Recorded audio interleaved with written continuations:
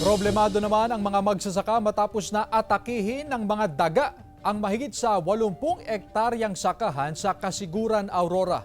Ang detalye sa report. Problema ng ilang magsasaka sa Kasiguran, Aurora ang pag-atake ng daga sa kanilang mga sakahan. Gaya ng magsasakang si RJ Romano na halos walang naani sa kanyang 8 ektaryang maisan na inatake ng mga daga. Sa buong 8 hectares ko, wala kang nakuha, puro daga.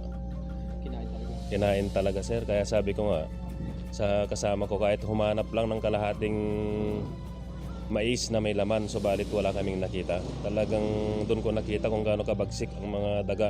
Bukod sa mga maisan, may mga palayan din na inatake ng daga. Sa datos ng Municipal Agriculture Office, 33 ektaryang palayan at 52 ektaryang maisan ang apektado ng peste.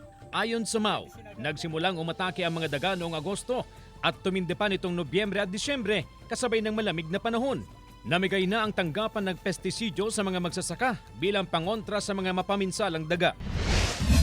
Nanlulumo sa pagkalugi ang ilang magsasaka sa barangay Bulbulala, Vintar, Ilocos Norte dahil hindi raw nila maibenta ang mga tanim na bell pepper.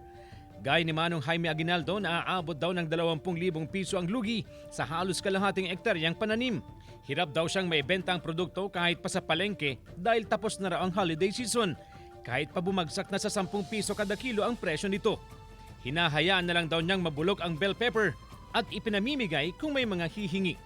Unang beses lang daw nakapag-ani nitong Disyembre pero hindi pa nabawi ang gastos. Humihingi sila ng tulong sa gobyerno dahil palagi raw silang nalulugi sa pagtatanim ng bell pepper. Bayami na lang sir, dyan na lang masira, wala namang bumili. CJ Torida, 1 North Central Luzon.